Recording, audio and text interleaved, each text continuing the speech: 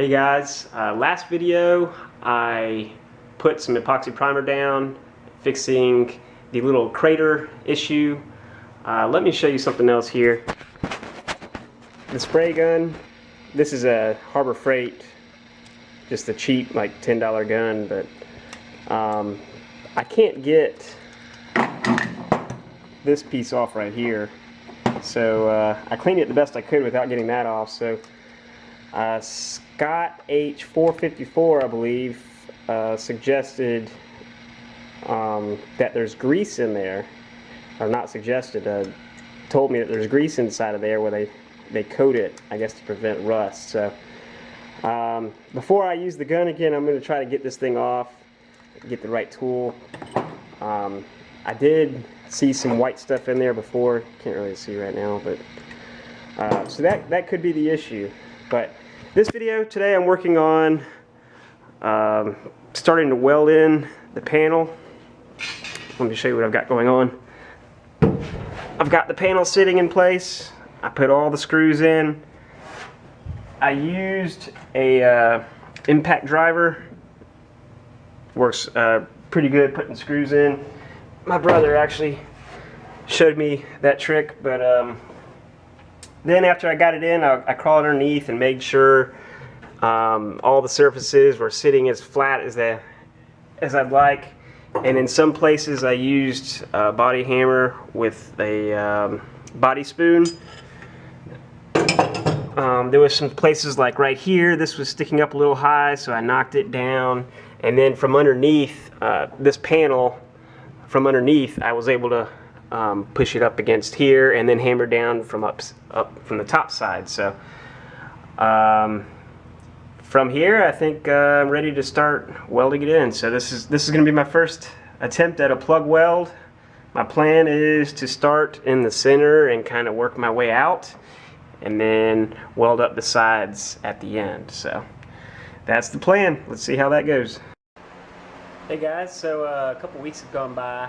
A couple issues happened with my argon when I was welding. My regulator kind of started shooting out argon. Let me show you what's going on here. So this is my old regulator. I was welding. Argon was coming out of this hole right here, which is like I think it's a pressure relief. So I had to buy a new regulator. I ordered this one from Northern Tool online. So I just put that on today, and I've been doing some welding. And let me show you that. So I've done a lot of these spot welds. Still kind of new to this, so hopefully I'll get better as I go. It just seems like a lot of excess weld on there that I'm going to have to grind off. So now what I'm going to do is take out all these screws, weld up those screws, and then I can go down the sides and weld up the sides. My first panel welded in. Still a lot of work to do. Need to grind the welds down, fill any pinholes. So that'll be on the next video. One question I do have is, I have a lot of panels to replace. I think I'm either going to do these under seat panels next, or I'm going to start working on the trunk pan. My question is, after I grind these welds down, should I go ahead and fiberglass them and spray primer over it, or should I wait until I get some more panels replaced and do all that as a step together to help save some time? Just questioning the whole, if it's going to rust in between. But anyway, all these plug welds, a lot of learning experiences going on, setting the welder up with wire feed speeds. If you guys remember, I had a pretty big gap over here, and I ended up using a trick that Mr. Fireman 164 shows a lot, using this electrode and putting it in the gaps. That seemed to help a lot. Let me show you a little more on that. Okay, these are stick electrodes, And as Roger has explained in his videos, you just hammer them against like a brick like this, and then this coating comes right off. So I have two different sizes, so I've just been switching back and forth between those.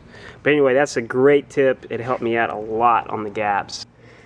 After welding from the inside, I crawled up under here and sanded down where the screws had come through, and then welded up the holes from underneath, because when I welded them from the upper side, they didn't quite fill them all the way in on the back. So I came back here and filled all those in, which is a real big pain in the butt, because all this bracing I put in was getting in the way of both the torch and my welding helmet and my vision.